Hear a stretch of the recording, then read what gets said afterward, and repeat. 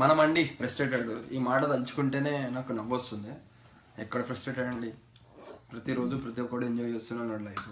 ప్రతి ఒక్కడు life enjoy చేస్తున్నాడు, మళ్ళీ ఫ్రస్ట్రేషన్స్ అంటున్నారు. అది ఎంతవరకు కరెక్ట్ నాకైతే తెలియదు. కానీ బీటెక్ అయిపోయిందా ప్రతి ఒక్కడికి ప్లానింగ్ ఉంటుంది.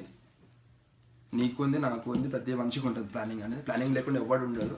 అందుకని వీసాకి వెళ్ళారు. వీసా వచ్చింది ఎస్యూఆర్ ఎన్పియూ. అది స్టేట్ యూనివర్సిటీ అయినా ప్రైవేట్ యూనివర్సిటీ అయినా చదివే మాస్టర్సే.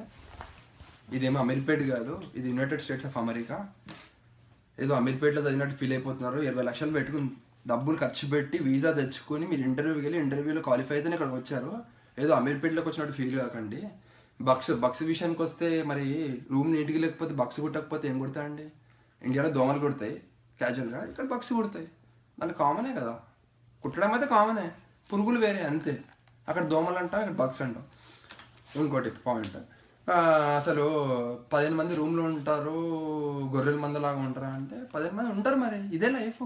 ఇంట్లో అమ్మ నాన్న ఇంట్లోంచి 50,000 తీసుకొచ్చి పెట్టి మంచి ఇల్లు లగ్జరీస్ ఇల్లు తీసుకుంటే మనకేం తెలియలేదు. ఇక్కడికి వచ్చిన పని చేసి డబ్బులు సంపాదించి డబ్బులు నెలకు రూమ్ రెంట్ కడుతుంటే 15 మందితో ఉండాల్సి వస్తుంది. మరి డబ్బులు ఎక్కువ సంపాదిస్తే ఇండివిజువల్గా ఉండొచ్చు. అంటే నీ దగ్గర కెపాసిటీ లేనప్పుడు అది ఎంతవరకు మరి పాకి పని అని దాన్ని ఒక చిన్న లైన్తో కొట్టడం అది వాస్తవం కాదు, అది కరెక్ట్ పద్ధతి కాదు. పనే.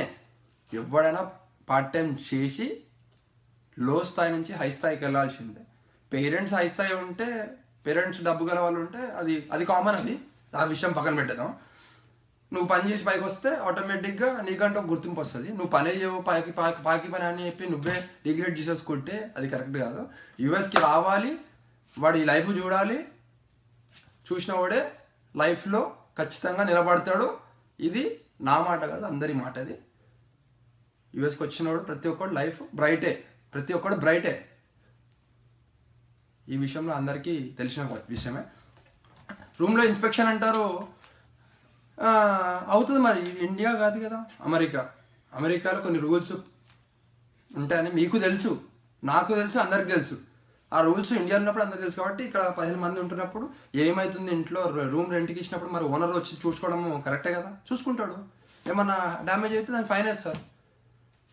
4 ఉన్నామని ఇస్తే 14 మంది ఉంటే మనం ఎవరి కోసం ఉంటున్నాం? మన కోసమే ఉంటున్నాం, డబ్బులు సేవ్ చేసుకుందామని. 4 ఉంటే నెలకు ఒక్కొక్కరు $1000 పడుతుంది. 14 మంది ఉంటే వాళ్ళకు 400 పడుతుంది. నువ్వే డబ్బులు సేవ్ చేసుకుంటున్నావు. ఇది కరెక్ట్ కాదు. సో లాస్ట్గా ఫైనల్గా ఏం చెప్పాలనుకుంటున్నా అంటే, యూఎస్కి రండి, అన్ని పనులు చేద్దాం అనుకున్న వాడే రండి, చూడండి లైఫ్, నిలబడండి, లెజెండ్ గాండి. సమయం లేదు మిత్రమా, శరణమా రణమా.